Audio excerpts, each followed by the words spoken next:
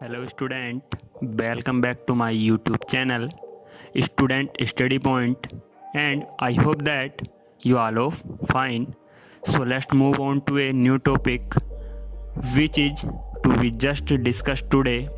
So let's start. Hello student, देखिए बात कर रहे थे हम 10वें चैप्टर से। तो वहाँ हमने इससे पहले वीडियो में आपको बताया था केशिकात क्या होता है और उससे जो केशिकात का गुण है या केश नली के बारे में, और उसके लिए हम जो ऊंचाई निकालते हैं कि द्रव उसमें कितना ऊपर तक चढ़ेगा उसके बारे में हमने बात की थी। ठीक है, उसके साथ ही चैप्टर जो थियोरेटिकल पोर्शन है लगभग कंप्लीट हो चुका है, तो हम उसके आगे बात करने वाले हैं न्यूमेरिकल्स के बारे में। तो कुछ एग्जाम्पल हैं जो आपके लिए इंपॉर्टेंट भी होंगे और बुक से भी हैं। तो पहले की बात कर लेते हैं। ये लिखा हुआ है 2 फीमर जिनमें प्रत्येक की अनुप्रस्थ काट का क्षेत्रफल 10 सेंटीमीटर स्क्वायर है, 40 किलोग्राम साहित्य के मानव शरीर के ऊपरी भाग को संभालती हैं। तो फीमर्स मतलब आप जान सकते हो उपस्थियाँ हैं और इनका जो क्षेत्रफल है वो 10 सेंटीमीटर स्क्वायर है। ठीक है, यानी ये मान हुआ कैपिटल ए का। ये जो मान है किसका है? कैपिटल ए का है। ठीक है, उसके बाद 40 किलोग्राम साहित्य के मानव शरीर के ऊपरी भाग को संभालती हैं। तो 40 किलोग्राम के ऊपरी भाग को 40 किलोग्राम, देखिए केवल ये क्या है? द्रव्यमान है, ये भार नहीं है। जो वेट पड़ेगा इन पर वो कौन सा पड़ेगा? डब्लू पड़ेगा। तो आप क्या कर सकते हैं, डब्लू की जगह आप या तो एफ लिख लीजिए, तो डब्लू और एफ दोनों एक ही हो जाएंगे, तो एम जी निकल जाएगा। 2 हैं तो आप क्या कीजिए, एक के लिए दे रखा है तो 2 के लिए आप निकाल सकते हैं। ठीक है, 2 की मल्टीप्लाई कर लीजिए। सेंटीमीटर स्क्वायर को मीटर स्क्वायर में चेंज करेंगे तो 10 की पावर -4 से मल्टीप्लाई कर लेंगे। ठीक, सेंटीमीटर से मीटर स्क्वायर में चेंज हो जाएगा। अब एफ बराबर देखिए एम ये है और जी का मान आपको पता है 9.8 होता है, तो ये आ जाएगा मल्टीप्लाई आप इसकी कर लेते हैं तो 392 न्यूटन फोर्स का मान आ जाएगा। ठीक है, अब उसने क्या किया, पूर्वास्थितियों द्वारा सहन यानी फीमर द्वारा सहन किए जाने वाले औसत दाब का आकलन कीजिए। तो P average equal to total force upon जो दोनों उपास्थियों पर प्रेशर पड़ रहा होगा, जो दोनों उपास्थियों का क्षेत्रफल है वो, तो फोर्स अपॉन क्षेत्रफल यानी बल बटे क्षेत्रफल से आप जब सोल्व करेंगे इसको तो आंसर आ जाएगा 1.96 इंटू 10⁵ न्यूटन पर मीटर स्क्वायर। ठीक है, नेक्स्ट क्वेश्चन है, देखिए भिन्न भिन्न अनुप्रस्थ काट वाली 2 पिचकारियों में बिना सुई के पानी भरा है। ठीक है, और इन्हें पानी से भरी रबड़ नली से कसकर ये जोड़ा जा सकता है। ठीक है, ये थोड़ा किताब में थोड़ा अंदर की ओर वाइडिंग है तो इस वजह से थोड़ा सही से चमक नहीं पा रहा है।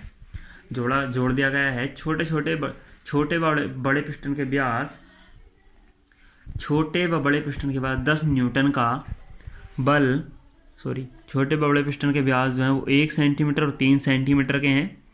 जब छोटे पिस्टन पर देखिए 10 न्यूटन का बल आरोपित किया जाता है तो बड़े पिस्टन पर बल का आकलन करना है। और सेकंड पोर्शन है इसका, सेकंड पार्ट है यहाँ से, यदि छोटे पिस्टन को 6 सेंटीमीटर अंदर धक्का दिया जाता है तो पिस्टन कितना बाहर निकलेगा, जो दूसरा पिस्टन है वो कितना बाहर निकलेगा। तो क्वेश्चन देखिए मैं आपको अलग से बता देता हूँ पूरा। इसने कहा 2 पिचकारियाँ हैं और उनको एक नली द्वारा अटैच किया हुआ है। ठीक है, आप 2 इंजेक्शन को आप समझ सकते हैं और उनके बीच में आप सुई हटा दीजिए और सुई हटाने के बाद क्या होता है, उनको एक पतली नली द्वारा दोनों को एक दूसरे से अटैच कर लिया जाए। मान लीजिए एक यहाँ हो तो जो आगे का भाग होता है जहाँ सुई लगाते हैं एक ये है, तो इनको क्या किया जाता है, एक नली द्वारा एक अटैचमेंट कर दिया जाता है इनका इस तरीके से। ठीक है, ऐसे करके। तो अब इनके पीछे तो पिस्टन लगा हुआ है।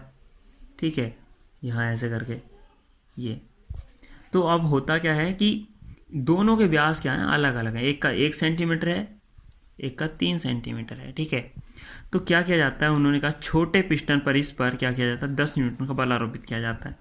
तो बड़े पिस्टन पर कितने न्यूटन का बल लगेगा ये आपको बताना है। तो पहले आप इनकी क्या निकाल लीजिए, त्रिज्या निकाल लीजिए। अनुप्रस्थ काट का क्षेत्रफल क्या होता है, पाई आर स्क्वायर होता है, आप जानते हैं। तो R1 से आप क्या निकाल सकते हैं, क्षेत्रफल निकाल सकते हैं, और R2 से भी आप क्या निकाल सकते हैं, क्षेत्रफल निकाल सकते हैं, पाई आर स्क्वायर का मान। अब देखिए ये पास्कल लॉ में आपने पढ़ा था F1/A1 बराबर F2/A2 है, हमने पढ़ाया था आपको पास्कल लॉ में। तो F2 का मान आप यहाँ से निकाल सकते हैं। तो F1A2/A1 इनकी तीनों की आपको वैल्यू पता है, आप रखेंगे 90 न्यूटन, इसका आंसर सोल्व करके आ जाएगा। ठीक है। सेकेंड पार्ट था कि यदि 6 सेंटीमीटर एक पिस्टन को धकेला जाए अंदर, ठीक है, यदि छोटे पिस्टन को 6 सेंटीमीटर अंदर धकेल दिया जाए तो इस पे क्या फ़र्क पड़ेगा, यानी ये कितना बाहर की ओर आएगा। तो देखिए जितना आयतन यहाँ वो इफेक्ट डालेगा वही आयतन यहाँ इफेक्ट डालेगा। तो दोनों के आयतन बराबर रख लेते हैं। A1 x1 मान लिया, x1 डिस्प्लेसमेंट इसका हुआ और A2 x2 डिस्प्लेसमेंट इसका हुआ। तो यहाँ आप क्या कर सकते हैं, A1 x1 का मान ये 6 सेंटीमीटर इसको मीटर में चेंज कर लेंगे, A2 का मान आपके पास है और x2 का मान यहाँ से आप निकाल सकते हैं। ठीक है, जब आप मान निकालेंगे तो आई थिंक जहाँ तक 0.67 सेंटीमीटर के समथिंग ये आंसर आएगा। ठीक है, नेक्स्ट है देखिए, एक कार उत्थापक में छोटे पिस्टन जिसकी त्रिज्या 5 सेंटीमीटर है पर F1 बल संपीड़ित वायु लगाती है। ठीक है, यह दाब 15 सेंटीमीटर त्रिज्या वाले दूसरे पिस्टन पर संचरित होता है, यानी एक 5 सेंटीमीटर त्रिज्या का और एक 15 सेंटीमीटर त्रिज्या का है। ठीक है, पिस्टन में यदि उठाई जाने वाली कार की जो सहती यानी जो द्रव्यमान है वो इतना हो तो F1 का आकलन कीजिए।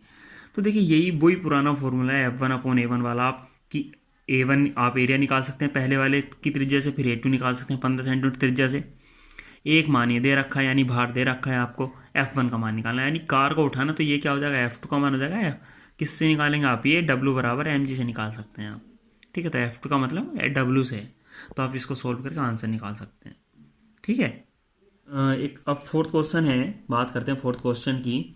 तो यह किसी झील के पृष्ठ से 10 मीटर गहराई पर किसी तैराक पर दाब ज्ञात कीजिए। तो देखिए बहुत ही ईजी क्वेश्चन है, 10 मीटर गहराई पर दाब ज्ञात करना है आपको। तो जब गहराई पर आप दाब ज्ञात करते हैं दो चीज़ें होती हैं, एक तो होता है ATM प्रेशर, एक होता है गेज दाब PG। ठीक है, तो इन दोनों को आप क्या कर दीजिए, ऐड कर दीजिए, आपका आंसर निकल जाएगा। इसका क्या मतलब होता है, आप रो GH जानते हैं, रो का होता है 1000, G का मान 10 रख लीजिए, H का मान उसने कितना दे रखा है 10 मीटर गहराई पे। इन तीनों का मान आपको पता चल गया। PATM का मान आपको पता है 1.013 के समथिंग है, 1.015 भी रख लेते हैं, इंटू 10⁵। अब दोनों को सोल्व करेंगे दोनों से, यानी टोटल दाब इक्वल हो जाएगा PATM प्लस रो GH। आप इससे इसका आंसर निकाल सकते हैं। तो थैंक यू फॉर वॉचिंग, और लाइक और सब्सक्राइब से शेयर करना ना भूलें। आई थिंक आपको ये चारों न्यूमेरिकल समझ में आए हों। Thank you for watching.